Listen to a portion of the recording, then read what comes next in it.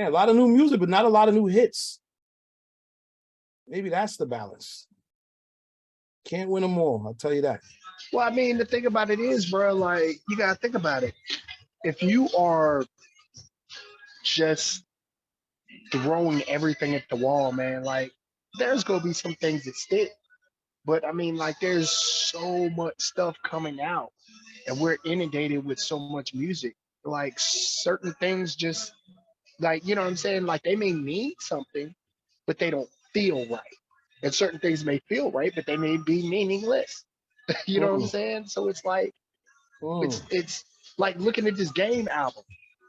Dude, the Game album pissed me off so bad. And it made me realize that, like, yo, I really wish, as much as this man has done in his career, I feel like he should have been the second member of a rap group. With as many features as he has on his album, I just feel like that shit is foul right there. No, it's That's not. hard body karate. No, it's not, because think about it. Think about it. Jada was right. Hold on. Wait a minute. Hold on. The second Jada member of a rap group. That's fucked No, up. I'm saying Jadakiss was right. Jadakiss was right. Andre 3000 was right. That doesn't take away from them as artists. You know what I'm saying? Prodigy. I guess when you look at it like that, but Like, you saying you feel what I'm saying? He shouldn't stand on his own 2 feet is what you're really saying. Right. Well, I mean, because I've always had an issue with Game. And like, dude, why are you always name dropping? You're always dropping somebody's name in a record, bruh. Stand on your own too. And listening to this album, it kind of solidified that for me. It's like, dude, you gave me 137 tracks, all of them features, all of them with you mentioning everybody and their mama, Pac and Snoop and Dre and Nas and you know what I'm saying? Like, all these people. It's like, dude, just do you. Who are you?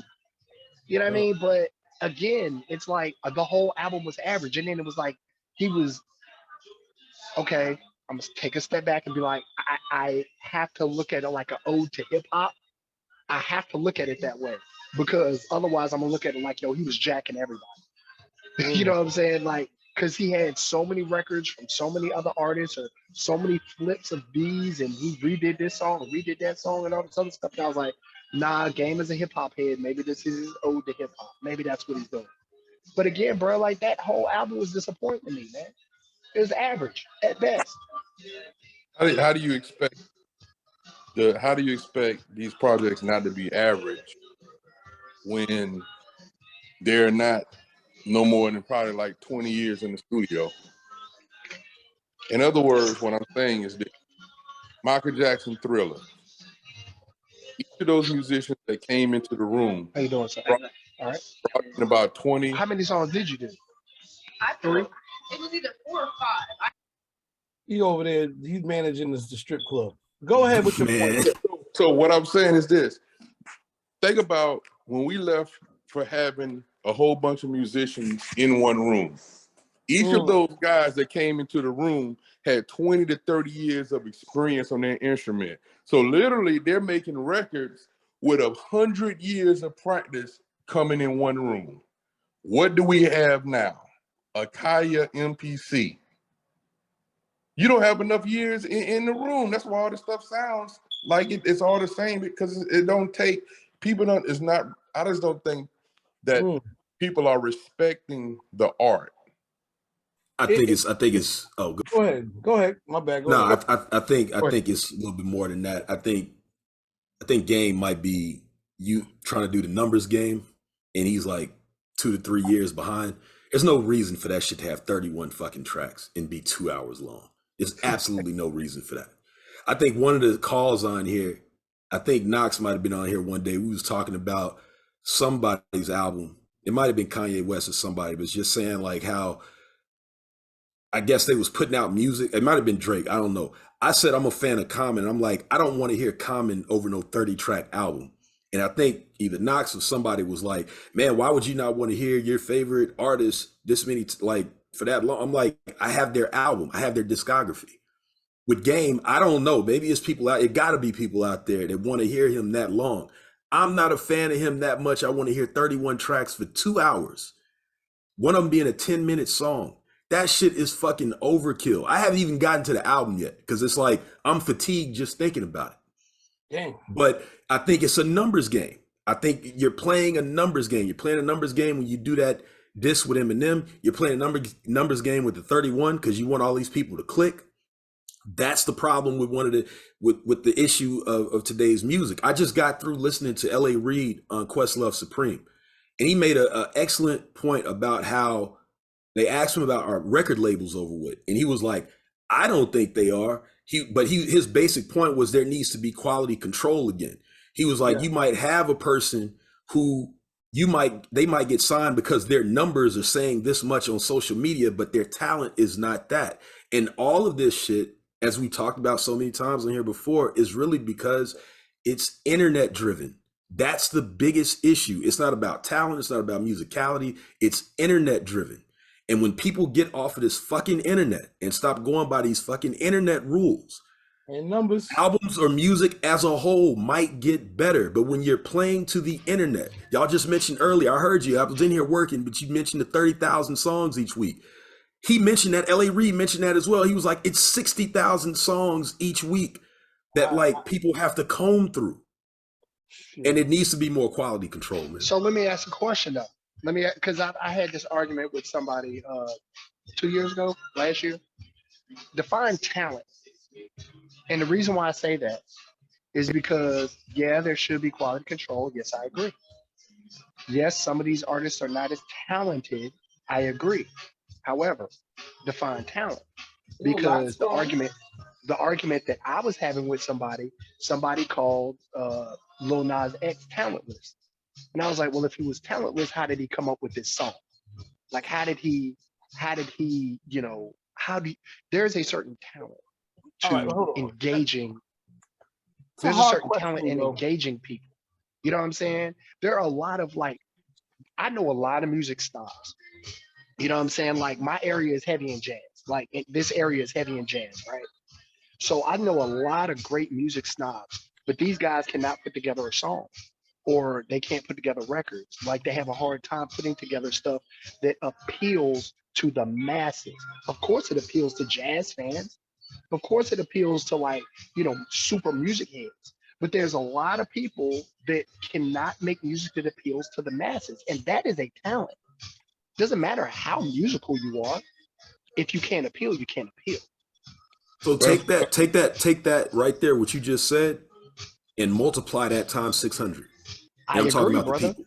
So that's what I'm saying. Again, I agree. What I'm saying is this: whether it's talent to make a bunch of people listen versus a talent for someone to still be talking about Thriller 40 to 50 years later, that's two different things, and that can be definitely be. Yeah, go right ahead, bro. I don't think we should be talking about talent when it comes to Michael Jackson, sir. Because Mike ain't right nothing. We want to talk talent versus marketability. Michael is marketable. Talent is Prince. Hey, hold on. Let me jump in there right there. It's not a matter about him being all that. It doesn't matter about him being talented or not. At the end of the day, what he's talking about is the fact that, see, when you a hit record, you're selling an emotion. You're not selling a song. And that's where I went right back to the point of the production and how many of the best musicians that Quincy Jones had on hand and why that makes such of a difference. When somebody told me like, look, the reason why real music sounds so much better is because there's a heartbeat attached to every instrument. The point is that the song connects with you emotionally, and that's what makes music so powerful. When you dumb it down and just have all of these machines, everybody's on FL Studio, and you got one person in there, blah, blah, blah, then what's going on is with all these 30 to 60,000 songs you're hearing, it's not connecting with you emotionally. That's why we say it's not talented. But at the end of the day, like talent is strictly on an opinionated level. So you can go all day long about who has the talent. All I'm saying is that with computers and with this technology that makes it so much easier and cheaper to make, has it improved the quality of the music? No, and that's my opinion. And that's personally my opinion. And the reason why I say that is because you don't have anybody actually seeking out how to play a certain scale or a certain key or a certain sound. It's like almost put on a platter, and then you can, you know, some people can get them sounds and dial them in and make them sound unique, you know, slightly different than what they were programmed to sound like. But I really do feel in my heart wholeheartedly that since we've got the technology to make it easier, it has taken away from the talent aspect of people becoming musicians to learn this stuff. And the reason why I say that is because I deal with a lot of musicians firsthand, you know. I am a musician myself. So me personally, I know that heartbeat that you're talking about when you hear live music. I know that feeling that you're talking about because I feel it every time I hear a live sound.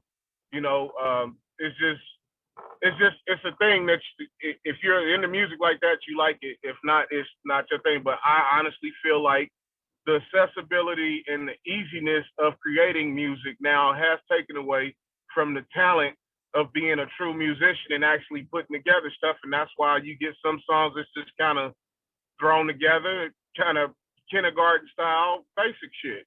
And then you get other songs that's more, what am I trying to say? Just more complex as far as musicality. And people will say, I don't like it because it's doing too much. No, it's like you don't like it because it's doing too much. You don't like it because you don't understand it. This is a conversation that I'm gonna say, like, can't you say you don't like something because you don't understand it because it's too simple too? Like, well, we're talking about a very like preference. Like this is a preference conversation. Yeah, exactly. But Listen, some people don't like some people are very simple, you know, because again, I look at myself as a very diverse person when it comes to music.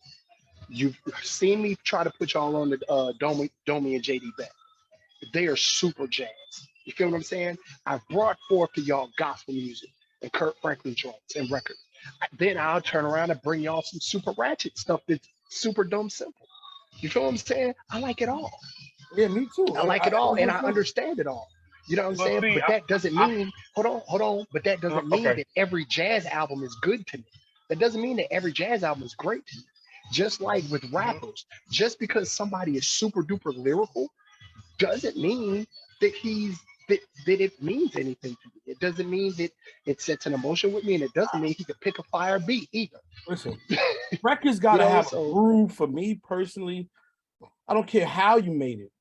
And I do agree, like a lot of things, right? When you say it like, yo, you know, instruments do play a big part of it when I think back. But to be honest with you, I'm a groove person.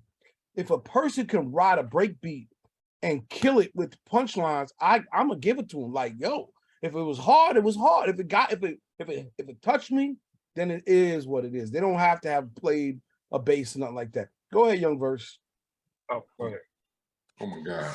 Can I say something to that? Yeah, I just wanted to say, I agree in a sense with kind of some of everything that's being said. But as a musician, it is hard to like, you know, to have a sale point for certain people because certain crowds only want to hear the more simplistic stuff, the 1 note, 2 note beats, because that's what they can relate to. Whereas I'm a musician, like I play piano, I play drums, I play bass. I went to like Marriott School of Music, you know, so I don't just do like jazz though. I don't just do like classical. Like if you hear my beats, that stuff is implemented into, it's like a hybrid of those sounds. So I like some of everything, but you know, I think the majority of the world can't relate to that type of stuff. So I would just say, for me personally, I had to learn how to have a balance of what people like to hear and be able to implement small elements of me being well-rounded into my music to make it stand out, to make it different from what's already out there. That's all I want to say. And see, I agree with you, Young Verse, and that's the reason why I refrain from making beats. Like I've got beat software that, you know, studio software that I can make beats with, and I'll dive into it here and there. But that's the reason why I don't make beats, is because I can't find the balance. Like if I sent you my folder of beats that I made, you'd be like, dang, bro, why did you do all of this? Take all of that out of there. Why you doing too much? No, I'm too busy. I'm way too busy. No, Head Rush. And I am, bro. I'll send it to you. No, Head Rush. Head Rush. I'm calling bullshit. Now, I'm not calling bullshit because I completely understand where you're coming from, but I'm calling bullshit because this is exactly the point that I'm saying, where a lot of people don't know how to find that balance. This is exactly where I'm saying, like, all these music snobs are like, or all these super musical folk act like, oh, this stuff needs to be all this, that, and the third. Then show me. Do it. Give me an example of what you mean. And if you can't, then what I need you to do is shut the fuck up. But isn't that what makes the greats great?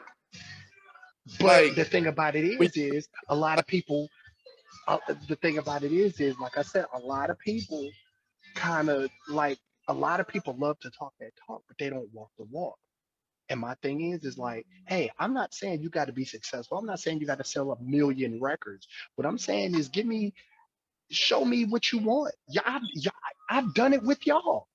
If I complain about something, I then bring a song and say, this is why I did the song, because I was complaining about this stuff. And I wanted to show y'all it can be done. But true or false? Have I not done it? If you think about the greats, I get that. If you think about the greats, man, the key is being able to play all of those instruments, but dumbing everything down enough so that it strikes that emotion. And it's the same thing with making beats. When you have unlimited sounds, the key is to not use, knowing when enough is enough, not to add any more sounds to it. So let's go back in time for a minute. When I came to Atlanta in '94, my roommate freshman year was from Brooklyn. Back then you had tapes. So I think Clue tape, I don't know, but you had cassette tapes, someone with red, blah, blah, blah. Okay. Now, my whole thing is, if the production is not hot, I don't care what that dude is rapping about. I don't even hear him. The production has to grab me first. But what I noticed is that my roommate from the Bronx, when he listened to music, he was listening strictly at the lyrics. The beat could be redundant, the same over and over again. It's like he wasn't hearing the beat. The beat wasn't even the most important thing. It's what that guy was saying on top of it. So we were listening to music 2 different ways. Now, you go back to somebody like James Brown, who literally has songs where he's talking about food. He's talking about smothered snake, all this stuff, because he know the beat was jamming. He knew that it don't matter what he says over this beat. If that beat jamming, he gonna get the audience. Right? So what are we trying to do? Like, if you look at the history of music, what grabs more of an audience? But see, let me say this, because let me be clear about my point earlier, because I think we kind of diverted and went a few places. When I was bringing up L.A. Reid was basically trying to say there's talent everywhere, but there still has to be a team of people that's going to find that talent and cultivate it, whether they play an instrument good. Hell, we got rap stars from the 80s. Instrumentation wasn't a part of rap in the 80s like that, but we have rap stars from the 80s.